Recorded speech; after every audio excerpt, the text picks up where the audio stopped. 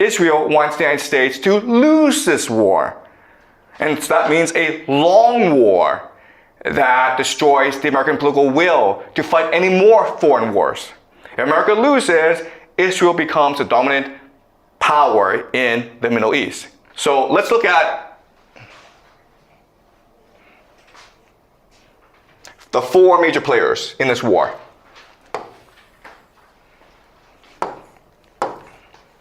You have US, you have Israel, you have Saudi Arabia,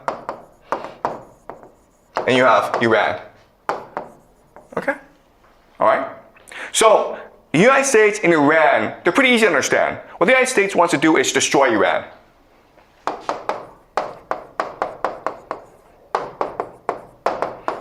Okay? Why?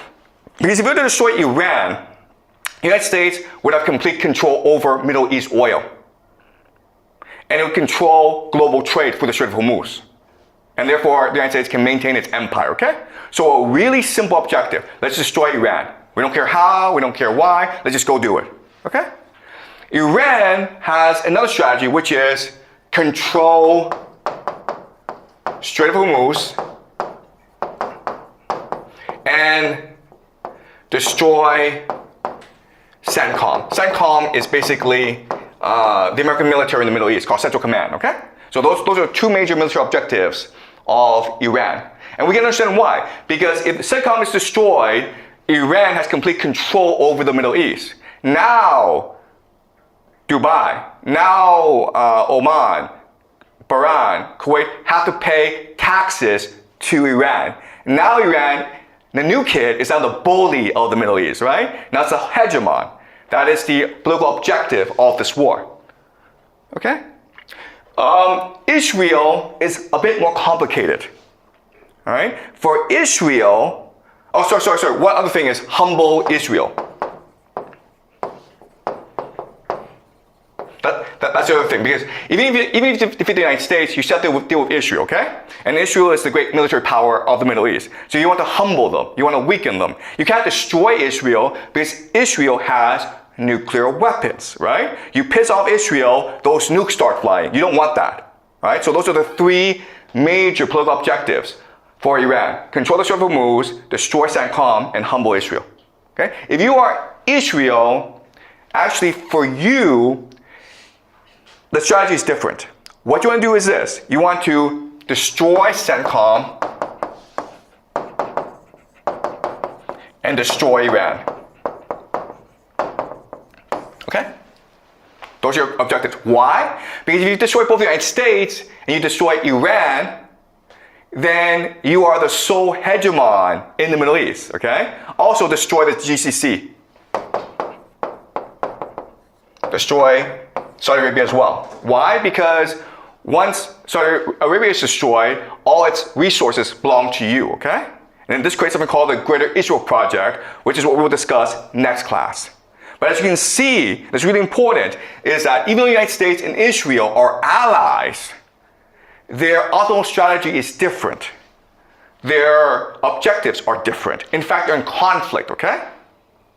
They have Saudi Arabia. What does Saudi Arabia want to do? Well, destroy Iran, because if you destroy Iran, you have complete control of the Strait of Hormuz. Then you can be a bully, okay? But you also want to destroy the US and you want to humble Israel.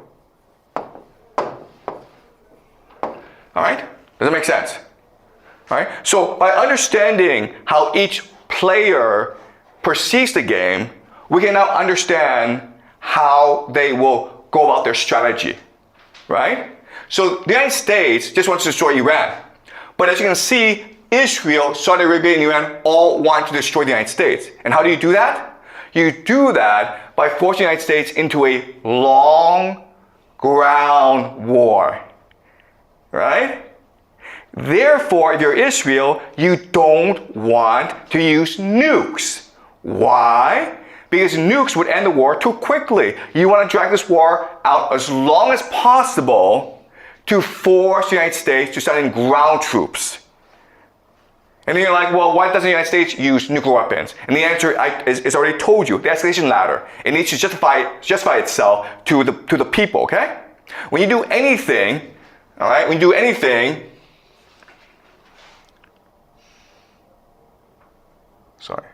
when you do anything, you have to worry about certain factors, okay?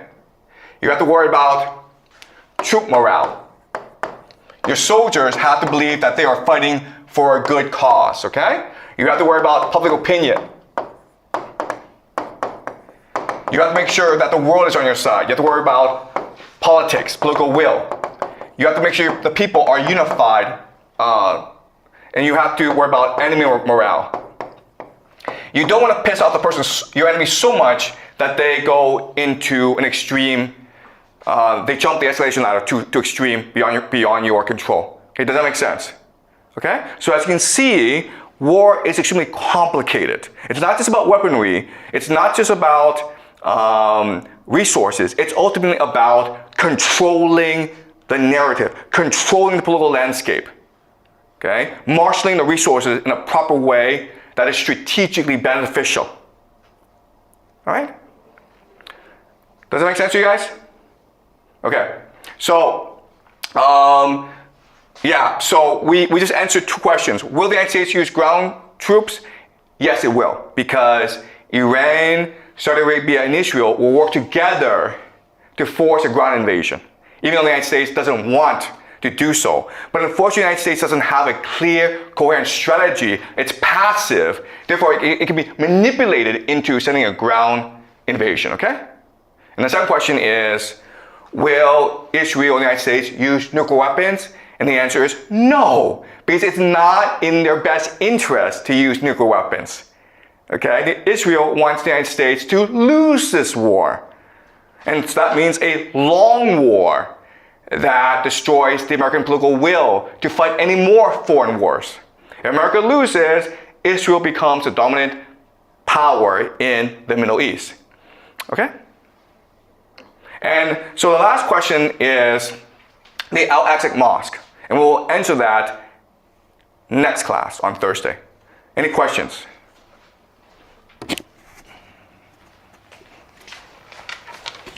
Will Americans take over Iran like what they did to Venezuela? Like they captured their president? Okay. Look, the strategy in the beginning was to do a Venezuela in Iran. Meaning you go in, you kill the leader, a new leader emerges to negotiate with you and surrender to you because you're too powerful. Okay? But Venezuela and Iran are two very different countries. The Venezuelan elite is very pro-American, meaning that their wealth, their children, their family is stored in America. Therefore, the Venezuelan elite have a vested interest in negotiating a deal with America to protect their own interests.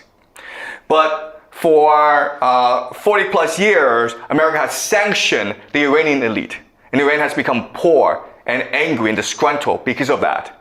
Therefore, they lose nothing by fighting you, okay? So even though you've killed the supreme leader, and you've killed many of their leaders in fact, the elite themselves are unified in opposing you. Okay, does that make sense? Okay, any more questions? Yep. Alan? So, I in fact have a question about the motivation of U.S. to involve in this war.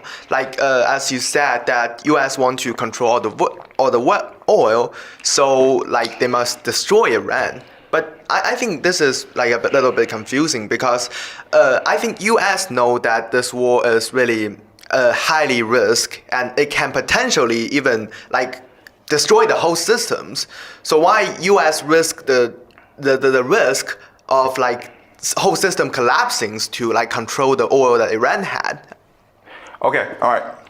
So this is the key question that everyone's arguing about. Quite honestly, we're going to argue this for the rest of eternity, okay? We're going to argue this for eternity because like no one knows. And there's never going to be a clear answer. In fact, there are multiple possibilities, okay? What I'm going to do today is offer you the most simple explanation. In the next class, I will offer you a much more complicated explanation, okay? But the simple explanation is this. Again, this goes back to military doctrine, how the United States military works, okay? And the military doctrine is prevent the heartland from arising, right? So the United States is here, this is Europe, this is Russia, this is Iran, India, China, Japan, this is Middle East, and this is Africa.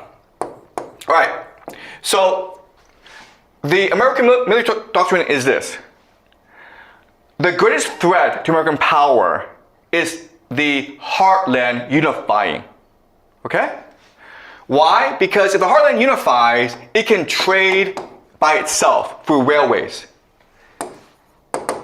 But America is primarily a naval power. Therefore, it requires people to trade by sea, okay?